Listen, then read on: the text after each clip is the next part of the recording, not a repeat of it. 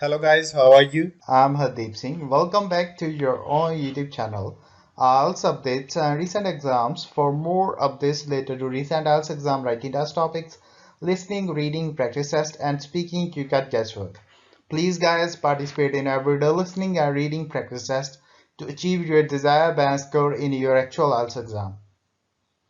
Please hit the like and subscribe button. Press the bell icon for the upcoming notifications. Don't forget like, subscribe and share my YouTube channel and my Facebook page, IELTS updates and recent exams. Part 1. You'll hear a man calling a catering company. First, you have some time to look at questions 1 to 5.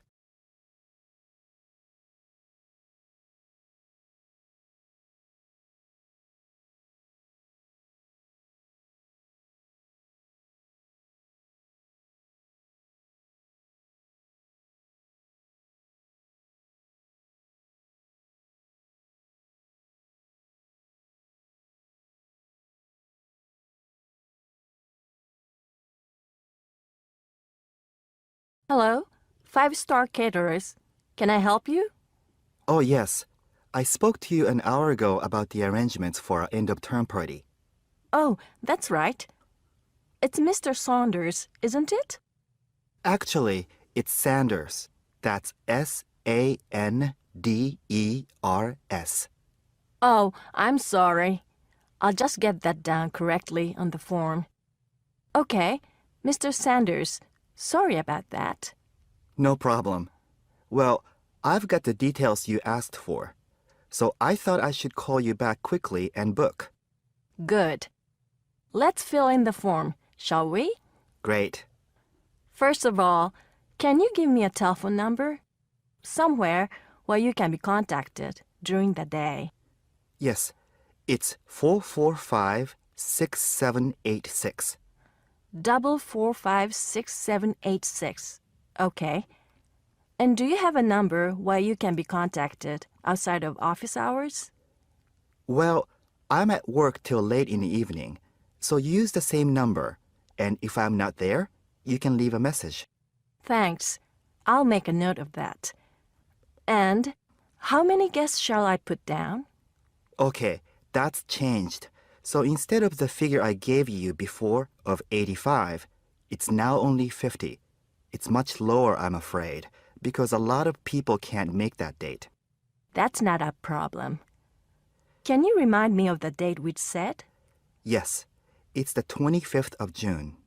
Okay, that's fine. Before you hear the rest of the conversation, you have some time to look at questions 6 to 10.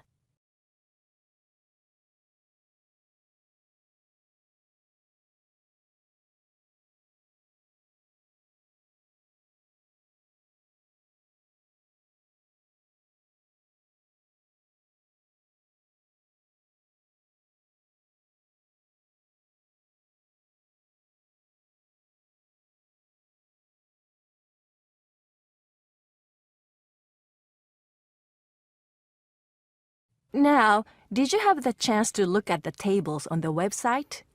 Yes, I did. And I think the rectangular tables would be good.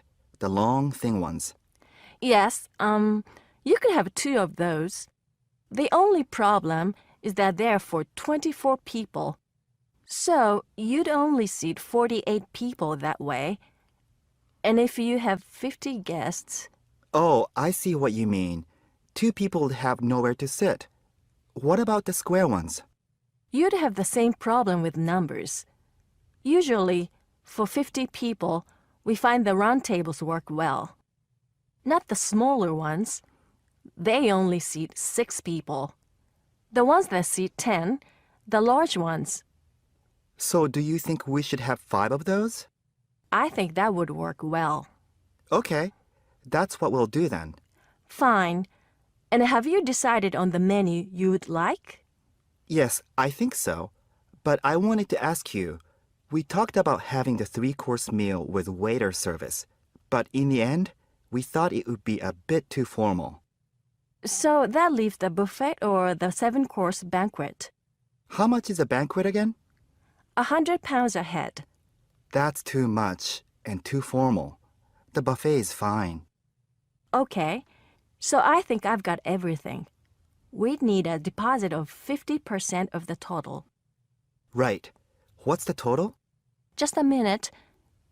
Yes, it's 30 pounds a head times 50, so that's 1,500 pounds.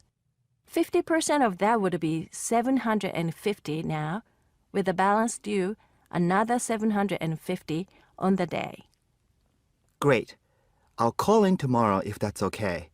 I can pay you the deposit then. We'll look forward to seeing you tomorrow then.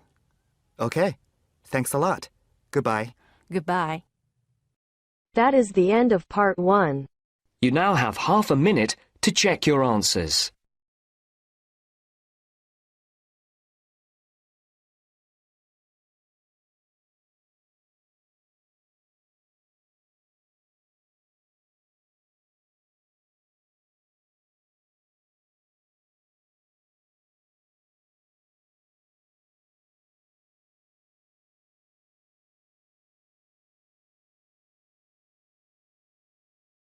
Now turns to part 2. You'll hear a guide talking to a group of tourists about Buckingham Palace. First, you have some time to look at questions 11 to 17.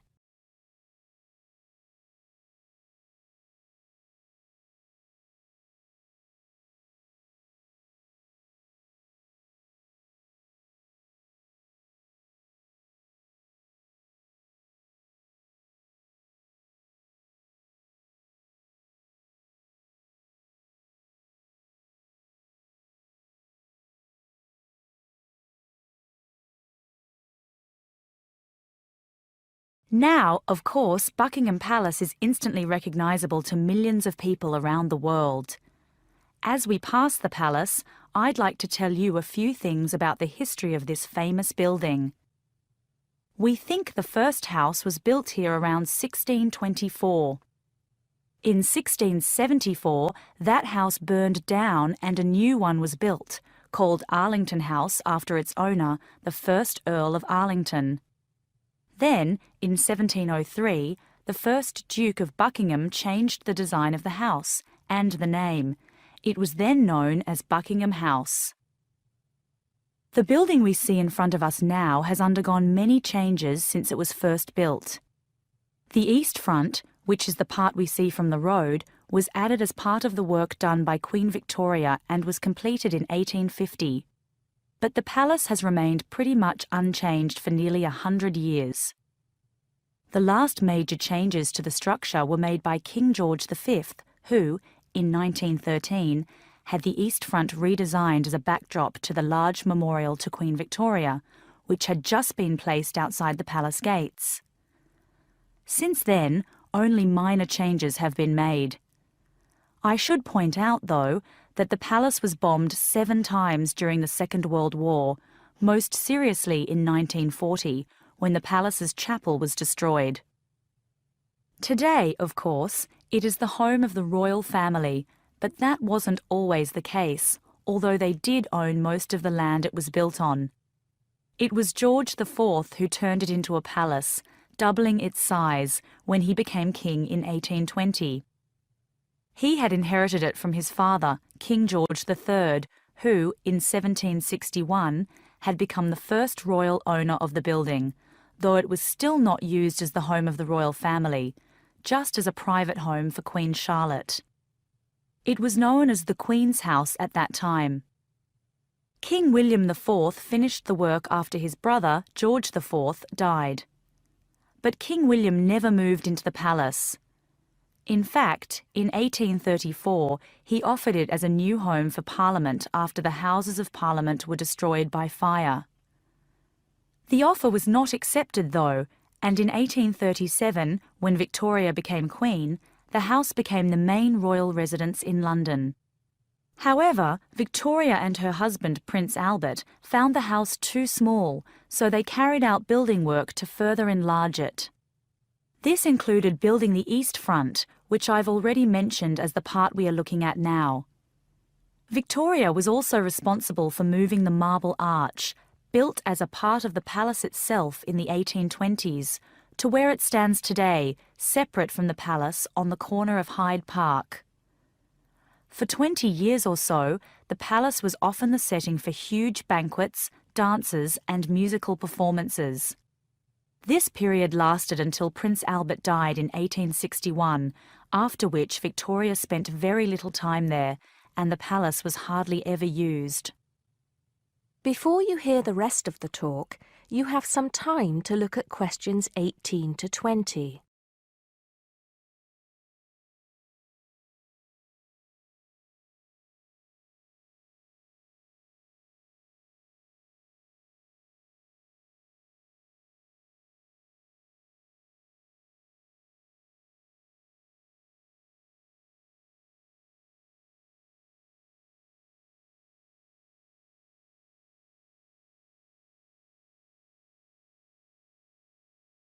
When Victoria died in 1901, Edward VII became king. He was responsible for most of the decoration inside that exists today, and the dark days of the later part of Victoria's reign were fairly quickly forgotten as the palace came back to life. The palace has been in continual use by the British royal family ever since. A lot of people ask me if they can visit the palace. One way is if you're lucky enough to be invited to one of the 3 garden parties usually held every year. As many as 8,000 people attend these, although most of them do not get to meet any members of the royal family, and they don't see much of the inside of the palace. The garden is, however, quite spectacular, and it is the largest private garden in London, with an artificial lake, 30 different species of bird, and over 350 different wild flowers, some of which are extremely rare. Inside the palace, there are 240 bedrooms, 92 offices, and 78 bathrooms. There are also 19 staterooms, which are used for official engagements and ceremonies. Members of the public are only allowed to visit the staterooms, and then only in August or September when the monarch is not there. It's worth it, though, because there's a lot to see in the staterooms, including examples of some of the world's best art with works by Rembrandt, Rubens, and Canaletto. The tour, which lasts up to 2.5 hours, ends in the garden, where you can see more of the outside of the palace not visible from the road. That is the end of part 2. You now have half a minute to check your answers.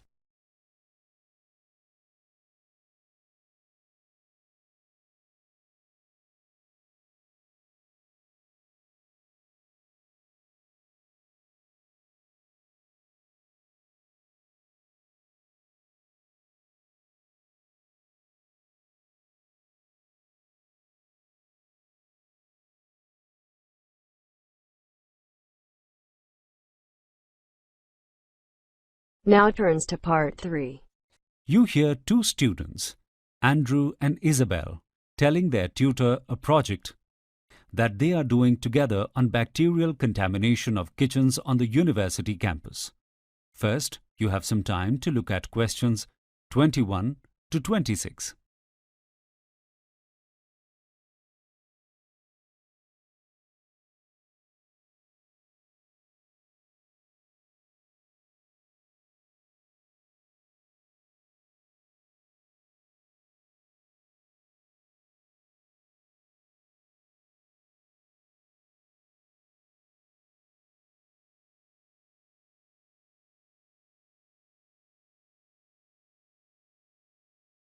Hello, Andrew and Isabel. Have you decided what kind of testing you are going to do for your research protocol study project? Yes, we want to look at food preparation sites on campus. We are going to swab working surfaces in kitchens to measure the levels of bacteria. What made you decide on this? There have been a few cases of food poisoning on campus lately, though the source has not been clearly identified. We don't necessarily want to blame any particular kitchen, but we would like to set up a kind of standard test for monitoring bacterial levels. Have you decided which kitchens to test? It's a sensitive issue. It's not like we can just go into kitchens and start taking swabs. We have to get permission from a few areas. Firstly, we have to get it from you before we can take our requests to other bodies. The idea we have is to test 10 kitchens on campus. We want to test 5 self-service canteens, 3 college dining rooms, and 2 sandwich bars. How did you decide on this configuration? We based it on a study that was done last year on how students who purchase lunch on campus, about 60% of students either bring their own lunch with them, buy lunch off campus in a cafe or supermarket, or do not eat lunch at all. Only about 40% of the student population that were surveyed buy their lunch on campus. Approximately half of students who buy their lunch on campus eat in one of the self-service canteens, the ones where students line up and select their food that is then served onto plates by staff. Students then take the plate away on a tray. A third eat in their college dining rooms where the students are served the same meal while seated at a table. About 20% buy from sandwich bars where sandwiches are made to order in front of students. Before you hear the rest of the conversation, you have some time to look at questions 27 to 30.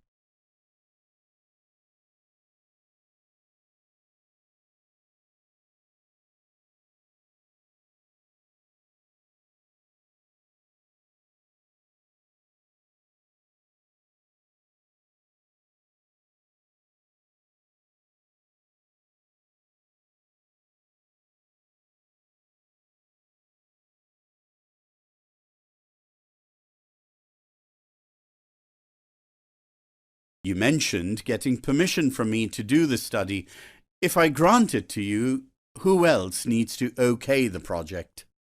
We need to get the green light from Professor Harding, the lecturer for the Research Practices Protocols course. Then we have to approach the Director of University Services. Then, I imagine, we would need to get permission from the managers of each of the kitchens we would like to test.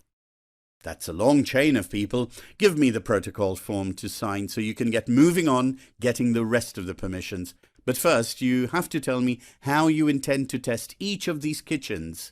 Andrew? We'll do swabs in 3 different areas of the kitchen: on the main preparation surface, in a sink where food is washed, and from a surface in a wet food storage area. Then we would swab a neutral area in each kitchen as a control. This would be a total of 40 swabs over the course of the testing. It sounds expensive. How are you going to cover the laboratory fees? We are going to use the university labs for testing and not send out the swabs to a private testing firm. We are going to do most of the labour ourselves, so costs will be lower.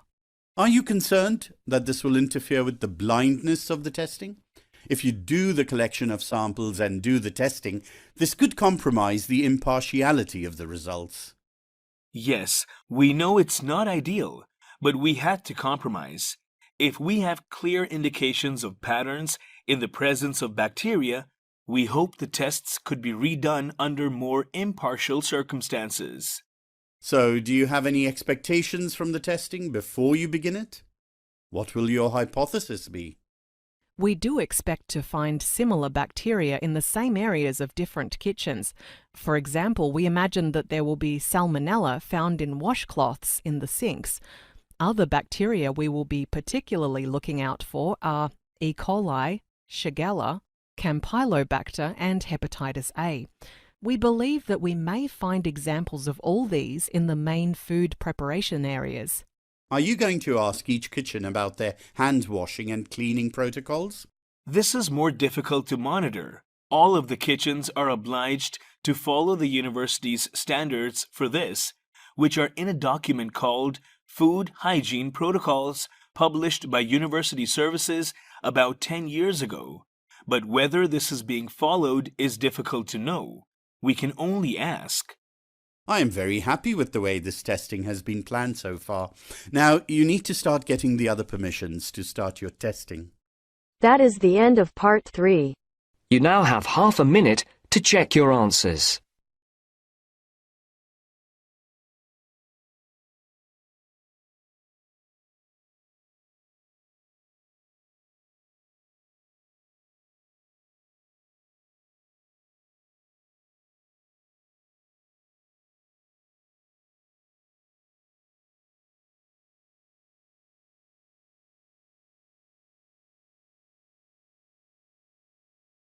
Now turns to Part 4. You will hear a part of a lecture about domesticated animals. First, you have some time to look at questions 31 to 40.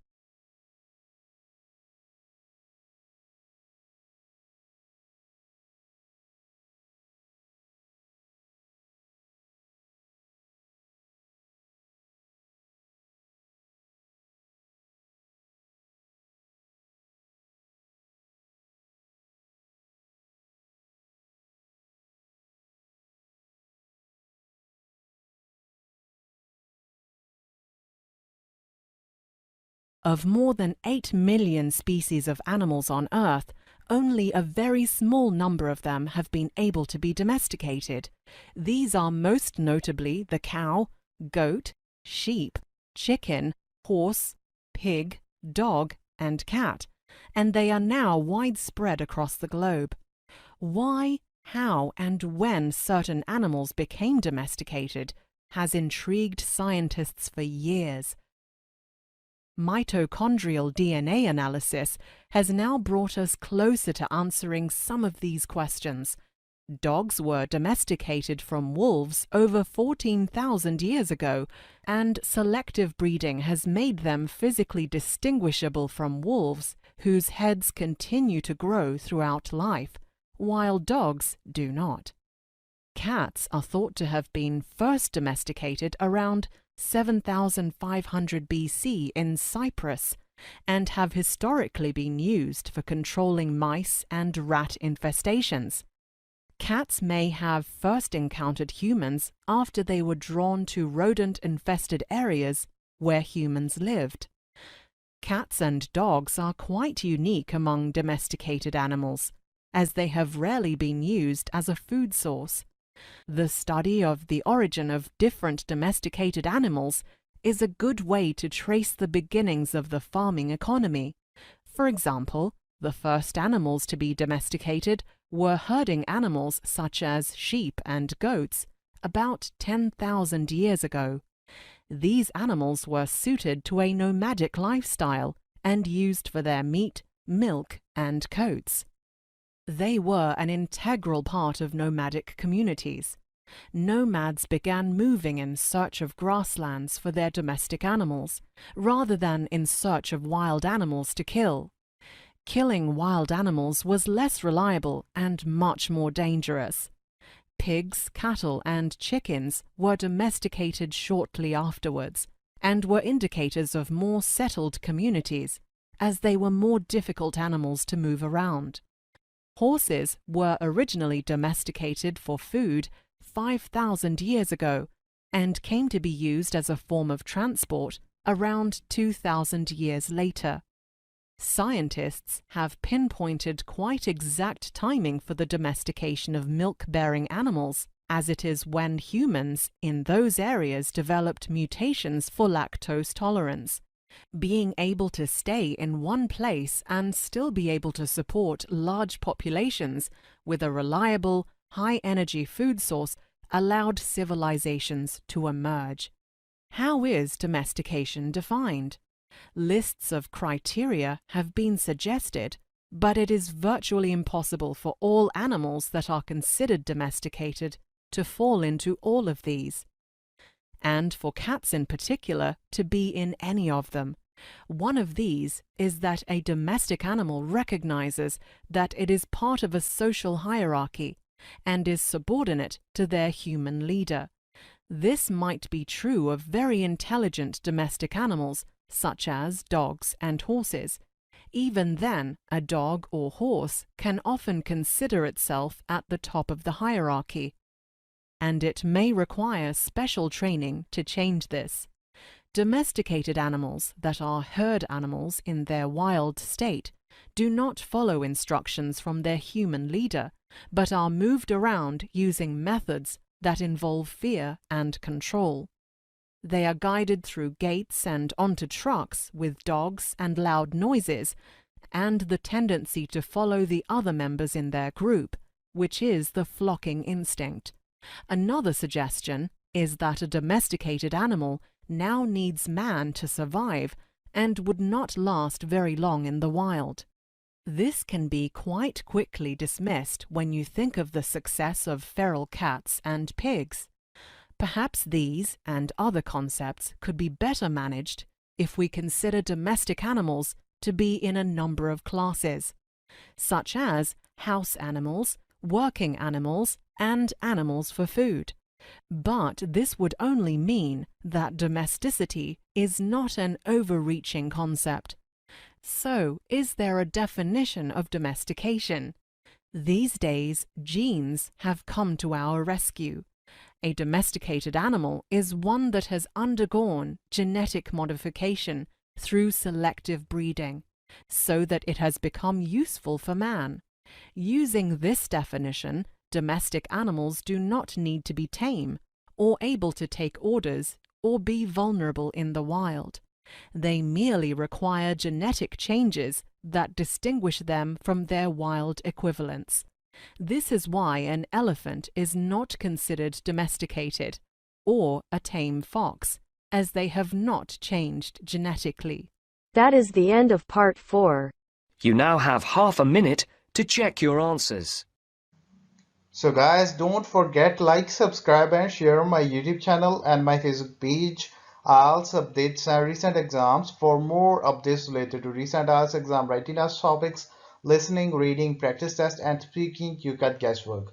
Please guys, participate in everyday new IELTS listening and reading practice tests to achieve your desired band score in your actual IELTS exam. For more IELTS material, visit my official website www.ieltsupdatesandrecentexams.com. The link is given below in the description. If you need PDF files of latest IELTS material, then please join my Telegram channel. So guys, please write your score below the comment section.